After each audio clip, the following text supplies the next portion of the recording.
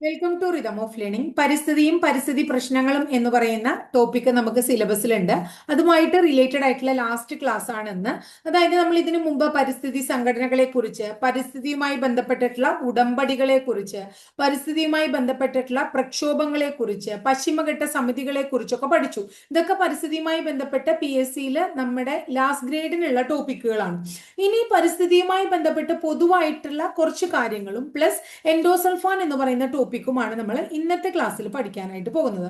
അപ്പൊ ആദ്യം തന്നെ നമ്മൾ പഠിക്കേണ്ടത് ആരാണ് പരിസ്ഥിതിയുടെ പിതാവ് എന്നാണ്. പരിസ്ഥിതിയുടെ പിതാവ് എന്ന് അറിയപ്പെടുന്ന വ്യക്തി, പരിസ്ഥിതിയുടെ പിതാവ് എന്നറിയപ്പെടുന്ന വ്യക്തി അലക്സാണ്ടർ വോൺ ഹംബോൾട്ട് ആണ്. ആരാണ്? Alexander von Humboldt. Alexander von Humboldt എന്ന് പറയുന്ന വ്യക്തിയെ നമ്മൾ പരിസ്ഥിതിയുടെ പിതാവ് എന്ന് വിളിക്കുന്നു. അപ്പൊ പരിസ്ഥിതിയുടെ പിതാവ് അലക്സാണ്ടർ വോൺ ഹംബോൾട്ട് ആണ്. എന്നാൽ ആരാണ് യുജീൻ പി ഓഡം? ഇദ്ദേഹത്തെ കുറിച്ച് പരീക്ഷയ്ക്ക് കേട്ടിട്ടുണ്ട്. യുജീൻ പി ഓഡം, ഇദ്ദേഹം ആരാണ്? ആധുനിക പരിസ്ഥിതിയുടെ പിതാവാണ് യുജീൻ പി ഓഡം. അപ്പൊ പരിസ്ഥിതിയുടെ പിതാവ് അലക്സാണ്ടർ വോൺ ഹംബോൾട്ട് ആണെങ്കിൽ ആധുനിക പരിസ്ഥിതിയുടെ പിതാവ് എന്നറിയപ്പെടുന്നത് യുജീൻ പി ഓഡം എന്ന് പറയുന്ന വ്യക്തിയാണ്. ഇനി ആധുനിക പരിസ്ഥിതി പ്രസ്ഥാനത്തിന്റെ മാതാവ് എന്നറിയപ്പെടുന്നത് ആരാണ്? റേച്ചൽ കേഴ്സൺ ആണ്. ആരാണ്? Rachel Carson. ഇവരാണ് ആധുനിക പരിസ്ഥിതി പ്രസ്ഥാനത്തിന്റെ മാതാവ് എന്നറിയപ്പെടുന്നത്. ഇനി ഇന്ത്യൻ പരിസ്ഥിതിയുമായി ബന്ധപ്പെട്ടിട്ടുള്ള ഇന്ത്യൻ പരിസ്ഥിതി ശാസ്ത്രത്തിന്റെ അല്ലെങ്കിൽ ഇന്ത്യൻ പരിസ്ഥിതി പ്രസ്ഥാനത്തിന്റെ പിതാവ് എന്നറിയപ്പെടുന്നത് ആരാണ്? ഇന്ത്യൻ പരിസ്ഥിതി പ്രസ്ഥാനത്തിന്റെ പിതാവ് എന്നറിയപ്പെടുന്നത് റാംഡിയോ മിശ്രയാണ്. ഇന്ത്യൻ പരിസ്ഥിതി ശാസ്ത്രത്തിന്റെ പിതാവ് എന്നറിയപ്പെടുന്നത് അല്ലെങ്കിൽ പ്രസ്ഥാനത്തിന്റെ പിതാവ് എന്നറിയപ്പെടുന്നത് റാംഡിയോ മിശ്രയാണ്. അപ്പൊ പരിസ്ഥിതിയുമായി ബന്ധപ്പെട്ടിട്ടുള്ള 4 കാര്യങ്ങളൊന്ന് ഓർത്തു വയ്ക്കൂ. പരിസ്ഥിതി പ്രസ്ഥാനത്തിന്റെ പിതാവ് എന്നറിയപ്പെടുന്നത് അലക്സാണ്ടർ വോൺ ഹംബോൾട്ട്. പരിസ്ഥിതി പ്രസ്ഥാനത്തിന്റെ പിതാവ് അലക്സാണ്ടർ വോൺ ഹംബോൾട്ട് ആണ്. ആധുനിക പരിസ്ഥിതിയുടെ പിതാവ് യുജീൻ പി ഓഡമാണ്. ആധുനിക പരിസ്ഥിതി പ്രസ്ഥാനത്തിന്റെ മാതാവ് റേച്ചൽ കേഴ്സൺ ആണ്. ഇന്ത്യൻ പരിസ്ഥിതി ശാസ്ത്രത്തിന്റെ പിതാവ് എന്നറിയപ്പെടുന്നത് റാംഡിയോ മിശ്രയാണ്. ഇനി നമ്മൾ പരിസ്ഥിതിയുമായി ബന്ധപ്പെട്ടിട്ട് പരീക്ഷയ്ക്ക് ചോദിച്ചിട്ടുള്ള 1-2 കാര്യങ്ങളൊന്നും ഓർത്തു വയ്ക്കാം. ചോദിച്ചിട്ടുള്ള ഒരു ചോദ്യം ഇതാണ്. അജണ്ട കേട്ടിട്ടുണ്ടോ നിങ്ങൾ? അജണ്ട 21 എന്തുമായിട്ട് ബന്ധപ്പെട്ടിരിക്കുന്നു എന്ന് പരീക്ഷയ്ക്ക് ചോദിച്ചിട്ടുണ്ട്. അജണ്ട 21 റിയോ ഭൗമ ഉച്ചകോടിയുമായി ബന്ധപ്പെട്ടിരിക്കുന്നു. ഇതൊരു ചോദ്യമാണ്. അജണ്ട 21 എന്തുമായിട്ട് ബന്ധപ്പെട്ടിരിക്കുന്നു?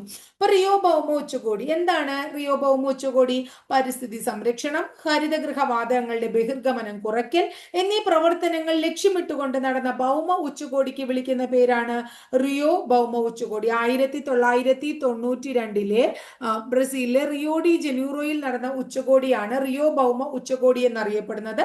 അപ്പൊ അതുമായിട്ട് ബന്ധപ്പെട്ടിട്ടുള്ളതാണ് അജണ്ട 21. റിയോ ഭൗമ ഉച്ചകോടി അല്ലെങ്കിൽ റിയോ ഡി ജനീറോ ഉച്ചകോടിയുടെ ഭൗമ ഉച്ചകോടിയുടെ ലക്ഷ്യം എന്താണ്? പരിസ്ഥിതി സംരക്ഷണം, ഹരിതഗൃഹ വാതകങ്ങളുടെ ബഹിർഗമനം കുറയ്ക്കുക എന്നീ പ്രവർത്തനങ്ങൾ മുന്നിൽ കണ്ടുകൊണ്ട് നടന്ന ഉച്ചകോടിയാണ് എന്ന് മനസ്സിലാക്കാം. ഇനി നമ്മൾ കേട്ടിട്ടുണ്ട് ആഗോള താപനവുമായി ബന്ധപ്പെട്ട് ഈ ആഗോള താപനത്തിന്റെ പ്രത്യാഘാതങ്ങളെ കുറിച്ച് ജനങ്ങളില് അവബോധമുണ്ടാക്കാൻ 2009 എവറസ്റ്റിൽ മന്ത്രിസഭാ യോഗം കൂടിയത് ആരാണ്? എവറസ്റ്റിൽ മന്ത്രിസഭാ യോഗം ചേർന്നത് ആരാണ്? നേപ്പാളാണ്. മനസ്സിലാക്കി വെക്കുക. ചോദിച്ച ചോദ്യമാണ്. ആഗോള താപനത്തിന്റെ പ്രത്യാഘാതങ്ങളെ കുറിച്ച് അവബോധമുണ്ടാക്കാൻ 2009 എവറസ്റ്റിൽ മന്ത്രിസഭാ യോഗം ചേർന്നത് ആരാണ്? നേപ്പാളാണ്. ഇനി പരിസ്ഥിതി പ്രശ്നങ്ങള് കൈകാര്യം ചെയ്യുന്ന, പരിസ്ഥിതിയുമായിട്ട് ബന്ധപ്പെട്ടിട്ടുള്ള പ്രശ്നങ്ങൾ ഉണ്ടാവുമല്ലോ, എന്തെങ്കിലും പ്രോബ്ലംസ് ഒക്കെ ഉണ്ടാവുമല്ലോ, അത് കൈകാര്യം ചെയ്യുന്ന UN ഏജൻസി ഏതാണ്? പരിസ്ഥിതി പ്രശ്നങ്ങൾ കൈകാര്യം ചെയ്യുന്ന UN ഏജൻസിയുടെ പേര് യുണൈറ്റഡ് നേഷൻ എൻവയോൺമെന്റൽ പ്രോഗ്രാം എന്നാണ്. യുണൈറ്റഡ് നേഷൻ എൻവയോൺമെന്റൽ പ്രോഗ്രാം UNEP. ഇതിന്റെ ആസ്ഥാനം കെനിയയിലെ നെയ്റോബി ആസ്ഥാനമായിട്ടാണ് എന്ത് നിലനിൽക്കുന്നത്? UNEP എന്ന് പറയുന്ന സംഘടന നിലനിൽക്കുന്നത്. ഇനി പരീക്ഷയ്ക്ക് ചോദിക്കാറുള്ള അടുത്ത ചോദ്യം, വംശനാശ ഭീഷണി നേരിടുന്ന ജീവജാലങ്ങളുണ്ട് അല്ലെ. ആ ജീവജാലങ്ങളെ കുറിച്ചിട്ടുള്ള പുസ്തകത്തിന്റെ പേരെന്താണ്? ജീവജാലങ്ങളെ കുറിച്ച് പ്രസിദ്ധീകരിക്കുന്ന അല്ലെങ്കിൽ പ്രതിപാദിക്കുന്ന പുസ്തകത്തിന്റെ പേര് റെഡ് ഡാറ്റ ബുക്കാണ്. വംശനാശ ഭീഷണി നേരിടുന്ന ജീവജാലങ്ങളെ കുറിച്ച് പ്രതിപാദിക്കുന്ന പുസ്തകത്തിന്റെ പേരാണ് റെഡ് ഡാറ്റ ബുക്ക്. ഇത് പ്രസിദ്ധീകരിക്കുന്നത് ആരാണ്?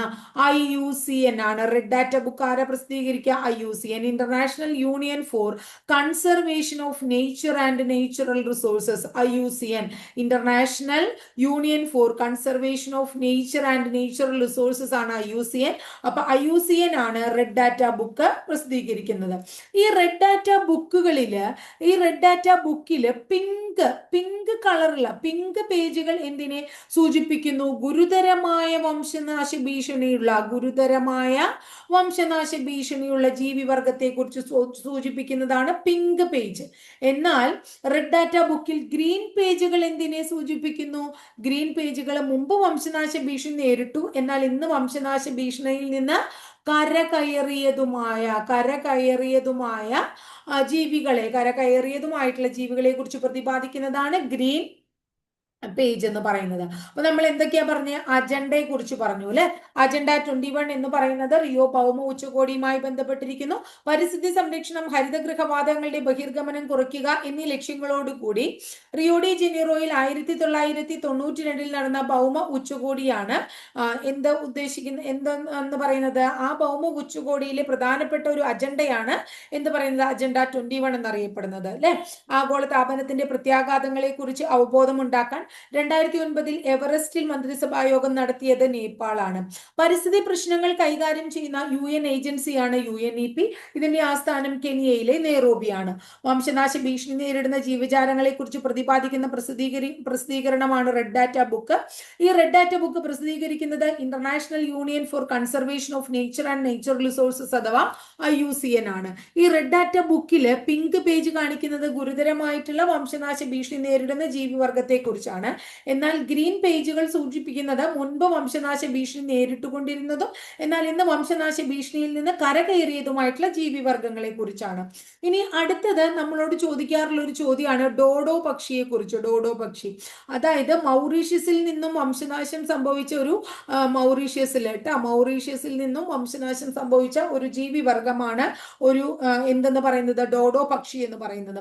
അതുപോലെ തന്നെ സഞ്ചാരി പ്രാവ് ഉണ്ട്. സഞ്ചാരി പ്രാവ് ഇതെവിടെ നിന്നാണെന്ന് അറിയാമോ നിങ്ങൾക്ക്? അമേരിക്കയിൽ നിന്ന് വംശനാശം സംഭവിച്ചതാണ് എന്ന് പറയുന്നത് സഞ്ചാരി പ്രാവ്. അപ്പൊ ഡോഡോ പക്ഷി മൗറീഷ്യസിലെയും സഞ്ചാരി പ്രാവ് അമേരിക്കയുടെയുമാണ് എന്ന് ഒന്ന് ഓർത്തു വയ്ക്കുന്നത് നല്ലതാണ്, വളരെ ഇമ്പോർട്ടന്റ് ആണ് കേട്ടോ. ഇനി അടുത്തത് നമ്മള് നേരത്തെ റേച്ചൽ കേഴ്സനെ കുറിച്ച് പറയണ്ടായി. റേച്ചൽ കേഴ്സൺ ആരാണെന്ന് നമ്മൾ പറഞ്ഞു. ആധുനിക പരിസ്ഥിതി പ്രസ്ഥാനത്തിന്റെ മാതാവ് എന്നറിയപ്പെടുന്നതാണ് റേച്ചൽ കേഴ്സൺ. ഇവരുമായി ബന്ധപ്പെട്ടിട്ടുള്ള ഒരു ചോദ്യമാണ്, അതായത് DDT നമ്മൾ കേട്ടിട്ടുണ്ടാവും. കീടനാശിനിയുടെ പേരാണ് DDT അല്ലെ. ആ DDT പോലുള്ള കീടനാശിനികൾ സൃഷ്ടിക്കുന്ന പാരിസ്ഥിതിക പ്രശ്നങ്ങളെ കുറിച്ച് പ്രതിപാദിച്ച് നിശബ്ദവസന്തം. എന്താണ് നിശബ്ദവസന്തം അഥവാ സൈലന്റ് സ്പ്രിംഗ്. എന്താണ് സൈലന്റ് സ്പ്രിംഗ് എന്ന പുസ്തകം എഴുതിയത് ആര് എന്ന് ചോദിച്ചു കഴിഞ്ഞത് പരീക്ഷയ്ക്ക് ചോദിച്ചിട്ടുള്ളതാണ്. 1962 രചിച്ചതാണ് ആര്? Rachel Carson. അപ്പോ DDT പോലുള്ള കീടനാശിനികൾ സൃഷ്ടിക്കുന്ന പാരിസ്ഥിതിക പ്രശ്നങ്ങളെ കുറിച്ച് പ്രതിപാദിച്ചുകൊണ്ട് നിശബ്ദ വസന്തം അഥവാ സൈലന്റ് സ്പ്രിംഗ് എന്ന് പറയുന്ന പുസ്തകം എഴുതിയ അമേരിക്കൻ ഗവേഷകയാണ് ആര് എന്ന് പറയുന്നത്? റേച്ചൽ കേഴ്സൺ എന്നും കൂടി വളരെ ഇമ്പോർട്ടന്റ് ആയിട്ടുള്ള ഒരു കാര്യമാണ്, ഓർത്തു വെക്കണം. ഇനി നമ്മളോട് പരീക്ഷയ്ക്ക് എപ്പോഴും ചോദിക്കാറുള്ള ഒരു ചോദ്യമാണ് എൻഡോസൾഫാൻ എന്ന് പറയുന്ന സംഭവത്തെ കുറിച്ച്. അപ്പൊ കീടനാശിനിയായി ഉപയോഗിക്കുന്ന ഒരു സംയുക്തമാണ് എൻഡോസൾഫാൻ എന്ന് മനസ്സിലാക്കുക. ഇതൊരു ഓർഗാനോ സംയുക്തമാണ്. കീടനാശിനിയായി ഉപയോഗിക്കുന്ന ഒരു ഓർഗാനോ സംയുക്തത്തിന്റെ പേരാണ് ഒരു ഓർഗാനോ സംയുക്തമാണ് എൻഡോസൾഫാൻ. സൾഫാന്റെ മറ്റ് പേരുകൾ എന്താണ്? എൻഡോസൾഫാന്റെ മറ്റ് പേരുകൾ ഒന്ന് നിങ്ങൾ പഠിച്ചു വെച്ചോളൂ. ഒന്ന് ബെൻസോപ്പിൻ എന്നാണ്. എൻഡോസൾഫാന്റെ ഒരു പേരാണ് ബെൻസോപ്പിൻ. അടുത്തത് എൻഡോസെല്ല്. എന്താണ്? എൻഡോസൾഫാന്റെ മറ്റൊരു പേരാണ് എൻഡോസെല്ല്. അപ്പൊ ബെൻസോപ്പിൻ എന്നറിയപ്പെടുന്ന എൻഡോസൾഫാൻ ആണ്. എൻഡോസെൽ എന്നറിയപ്പെടുന്നു. അതുപോലെ പാരിസൾഫാൻ എന്നറിയപ്പെടുന്നു. എന്താണ്? പാരിസൾഫാൻ എന്നറിയപ്പെടുന്നതും എൻഡോസൾഫാൻ തന്നെയാണ്. ഇതിനെ വേറൊരു പേരിട്ട് വിളിക്കുന്നു, ഫേസർ എന്ന് വിളിക്കുന്നു. ഫേസർ എന്ന് വിളിക്കുന്നു. അതുപോലെ തന്നെ തിയോഡാൻ എന്ന് വിളിക്കുന്നു.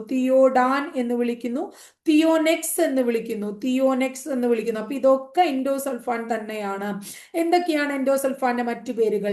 ബെൻസോപ്പിൻ എന്നും, എൻഡോസെൽ എന്നും, പാരിസൾഫാൻ എന്നും, ഫേസർ എന്നും, തിയോഡാൻ എന്നും, തിയോനെക്സ് എന്നും ഒക്കെ അറിയപ്പെടുന്നത് എൻഡോസൾഫാൻ ആണ്. ഇത് ഏറ്റവും കൂടുതൽ ഉപയോഗിക്കുന്നത് കശുവണ്ടി വ്യവസായ മേഖലകളിലാണ്.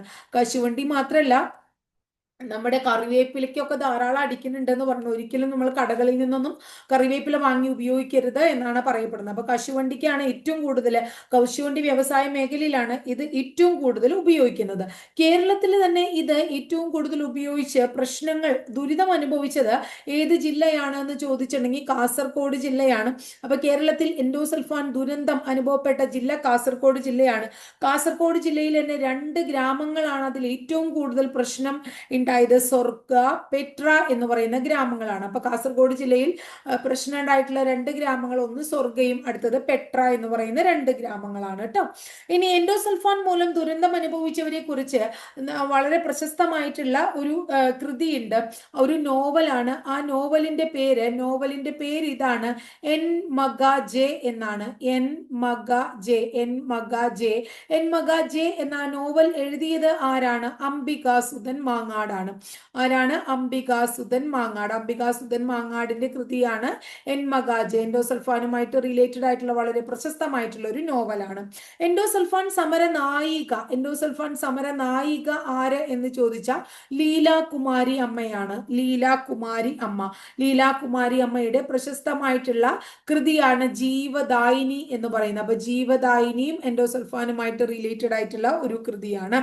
ഇനി എൻഡോസൾഫാനുമായിട്ട് റിലേറ്റഡ് ആയിട്ടുള്ള അടുത്ത കാര്യം എന്താണെങ്കിൽ, എൻഡോസൾഫാൻ 2000 ഇത്രയും അധികം പ്രശ്നം വിതച്ചപ്പോൾ 2006 ആര് നിരോധിക്കുകയാണ്? കേരളത്തിലെ എൻഡോസൾഫാൻ നിരോധിക്കുകയാണ് കേട്ടോ. എൻഡോസൾഫാൻ നിരോധിച്ചത് എവിടെയാണ്? കേരളത്തിലാണ്. എന്നാണ്? 2006. എന്നാൽ ആദ്യമായിട്ട് എൻഡോസൾഫാൻ നിരോധിച്ചത് എവിടെയാണെന്ന് ചോദിച്ചാൽ ഫിലിപ്പൈൻസിലാണ്. ആദ്യമായി എൻഡോസൾഫാൻ നിരോധിച്ചത് ഫിലിപ്പൈൻസ് ആണ്. കേരളത്തിൽ എൻഡോസൾഫാൻ നിരോധിച്ചത് 2006. എൻഡോസൾഫാൻ ഏറ്റവും കൂടുതൽ ഉപയോഗിക്കുന്നത് എവിടെയൊക്കെയാണ്? ഇന്ത്യയിലും ബ്രസീലിലുമാണ്. എൻഡോസൾഫാൻ ഏറ്റവും കൂടുതൽ ഉപയോഗിക്കുന്ന രാജ്യങ്ങൾ ഇന്ത്യയും ബ്രസീലുമാണ്. അപ്പൊ ഇന്ത്യയിലും ബ്രസീലുമാണ് എൻഡോസൾഫാൻ ഏറ്റവും കൂടുതൽ ഉപയോഗിക്കുന്നത് എന്നും കൂടി മനസ്സിലാക്കാം. എൻഡോസൾഫാൻ നിർവീര്യമാക്കാൻ കേരള സർക്കാർ ഒരു പദ്ധതി കൊണ്ടുവന്നു നിർവീര്യമാക്കാനായിട്ട്. അതിന്റെ പേര് ഓപ്പറേഷൻ ബ്ലോസം സ്പ്രിംഗ് എന്നാണ്. എൻഡോസൾഫാൻ നിർവീര്യമാക്കാൻ കേരള സർക്കാർ ആരംഭിച്ച പദ്ധതിയുടെ പേര് ഓപ്പറേഷൻ ബ്ലോസം സ്പ്രിംഗ് എന്നാണ്. എൻഡോസൾഫാൻ നിർവീര്യമാക്കാൻ കേരള സർക്കാർ ആരംഭിച്ച പദ്ധതിയാണ് ഓപ്പറേഷൻ ബ്ലോസം സ്പ്രിംഗ് അല്ലെ. ഇനി എൻഡോസൾഫാൻ ദുരന്ത ബാധിതരെ പുനരധിവസിപ്പിക്കാനായിട്ട്, അവരെ പുനരധിവസിപ്പിക്കുക എന്ന ലക്ഷ്യത്തോടു കൂടി കേരള സർക്കാർ ആരംഭിച്ച പദ്ധതിയാണ് സ്നേഹസാന്ത്വനം. അപ്പോൾ എൻഡോസൾഫാൻ ദുരന്ത ബാധിതരെ എന്ത് ചെയ്യാനായിട്ട്? പുനരധിവസിപ്പിക്കാനായിട്ട് ആരംഭിച്ച പദ്ധതിയുടെ പേരാണ് സ്നേഹസാന്ത്വനം. എൻഡോസൾഫാൻ ദുരന്തം അനുഭവിച്ചവരെ കുറിച്ച് പഠിക്കാൻ സെൻട്രൽ ഗവൺമെന്റ് ഒരു കമ്മീഷനെ നിയമിച്ചു. അതിന്റെ പേര് CD മായി കമ്മീഷൻ എന്നാണ്. CD മായി. എന്നാൽ കേരള ഗവൺമെന്റ് നിയമിച്ച കമ്മീഷന്റെ പേര് C അച്യുതൻ കമ്മീഷൻ എന്നാണ്. എന്താണ്? C Achuthan commission. അപ്പൊ ഇത്രയാണ് എൻഡോസൾഫാനുമായിട്ട് റിലേറ്റഡ് ആയിട്ട് നമുക്ക് പഠിക്കാനുള്ളത്. അപ്പൊ എൻഡോസൾഫാൻ എന്ന് പറയുന്നത് ഒരു കീടനാശിനിയാണ്. ഒരു ഓർഗാനോ സംയുക്തമാണ്. കീടനാശിനിയായി ഉപയോഗിക്കുന്ന ഒരു ഓർഗാനോ സംയുക്തമാണ്. ഇതിന് ബെൻസോപ്പിൻ, എൻഡോസെല്ല്, പാരിസൾഫാൻ, ഫേസർ, തിയോനെക്സ് എന്നൊക്കെ പേരുകളുണ്ട്. കശുവണ്ടി വ്യവസായ മേഖലകളിലാണ് ഇത് ഏറ്റവും കൂടുതൽ ഉപയോഗിക്കുന്നത്. എൻഡോസൾഫാൻ കീടനാശിനി മൂലം ഏറ്റവും കൂടുതൽ ദുരിതം അനുഭവിച്ചത് കാസർഗോഡ് ജില്ലയിലെ പെട്ര, സ്വർഗ എന്നീ ഗ്രാമങ്ങളാണ്. എൻഡോസൾഫാനുമായിട്ട് റിലേറ്റഡ് ആയിട്ട് അംബികാസുധൻ മാങ്ങാട് രചിച്ച ഒരു നോവലാണ് എൻ മഗ ജെ എന്ന് പറയുന്നത്. എൻഡോസൾഫാൻ സമര നായക ലീലാകുമാരി അമ്മയാണ്. അവരുടെ കൃതി ജീവദായിനി എന്നാണ്. കേരളത്തിൽ എൻഡോസൾഫാൻ 2006 നിരോധിക്കുന്നു. ലോകത്ത് ആദ്യമായിട്ട് എൻഡോസൾഫാൻ നിരോധിച്ചത് ഫിലിപ്പൈൻസ് ആണ്. ഏറ്റവും കൂടുതൽ എൻഡോസൾഫാൻ ഉപയോഗിക്കുന്നത് ഇന്ത്യയും ബ്രസീലുമാണ്. എൻഡോസൾഫാൻ നിർവീര്യമാക്കാനുള്ള കേരള സർക്കാരിന്റെ പദ്ധതിയാണ് പദ്ധതിയാണ് ഓപ്പറേഷൻ ബ്ലോസം സ്പ്രിംഗ്. എൻഡോസൾഫാൻ ദുരന്ത ബാധിതരെ പുനരധിവസിപ്പിക്കാൻ കേരള സർക്കാരിന്റെ പദ്ധതിയാണ് സ്നേഹ സാന്ത്വനം. എൻഡോസൾഫാൻ മൂലം ദുരിതം അനുഭവിച്ചവരെ കുറിച്ച് പഠിക്കാൻ സെൻട്രൽ ഗവൺമെന്റ് നിയമിച്ച കമ്മീഷനാണ് CD മായി കമ്മീഷൻ. കേരള ഗവൺമെന്റ് നിയമിച്ച കമ്മീഷനാണ് C അച്യുതൻ കമ്മീഷൻ. അപ്പൊ ഇത്രയാണ് ഇന്നത്തെ ക്ലാസ്സിൽ നമ്മൾ പരിസ്ഥിതിയും പരിസ്ഥിതി പ്രശ്നങ്ങളും കുറിച്ച് പഠിക്കാനുള്ളത്. അപ്പൊ അതോടുകൂടി ആ ടോപ്പിക്ക് നമ്മുടെ തീർന്നു കേട്ടോ. അപ്പൊ അങ്ങനെ ഒരു നാളത്തോടുകൂടി ഇന്ത്യൻ ഹിസ്റ്ററി തീരും. പിന്നെ ഇന്ന് അപ്പൊ എന്ത് തീർന്നു? നമ്മുടെ പരിസ്ഥിതി പ്രശ്നങ്ങൾ തീർന്നു. ജീവകങ്ങൾ ആ ഭാഗങ്ങളൊക്കെ നമ്മുടെ മുന്നിൽ തന്നെ അല്ലെ. അപര്യാപ്തത രോഗങ്ങള്, അതുപോലെ തന്നെ എന്താ പറയാ, മനുഷ്യ ശരീരത്തെ കുറിച്ചിട്ടുള്ള കേരള കുറച്ച് ഭാഗങ്ങൾ നമ്മൾ എടുത്തിട്ടുണ്ടായിരുന്നു. ഈ എന്താ പൊതുജനാരോഗ്യവുമായിട്ട് ബന്ധപ്പെട്ടിട്ട് ബയോളജിയിൽ പറയാൻ കിട്ടുന്നില്ല. സാംക്രമിക രോഗങ്ങള്, രോഗകാലികള്, ജീവിതശൈലി രോഗങ്ങള്, കേരളത്തിലെ ആരോഗ്യക്ഷേമ പ്രവർത്തനങ്ങള്, അങ്ങനെയുള്ള കാര്യങ്ങൾ. അപ്പൊ അതൊക്കെ നമ്മൾ പഠിച്ചു കുറെ ഭാഗങ്ങൾ. അപ്പൊ ഏതൊക്കെ ഭാഗങ്ങൾ പഠിച്ചു കഴിഞ്ഞു എന്നുള്ളത് കൃത്യമായി ഞാൻ ടെലഗ്രാം ചാനലിൽ അപ്ലോഡ് ചെയ്യാം കേട്ടോ. അപ്പൊ ഇത്രയാണ് ഇന്നുള്ളത്. അപ്പോൾ എന്താ പറയാ, ക്ലാസ് ഒക്കെ നിങ്ങൾക്കറിയാം ജൂലൈയിലാണ് പരീക്ഷ. അപ്പൊ ക്ലാസ് ഒക്കെ അതിൻ്റെതായിട്ടുള്ള ഗൗരവത്തിൽ നോക്കി പഠിച്ചു മുന്നോട്ട് പോവാ കേട്ടോ.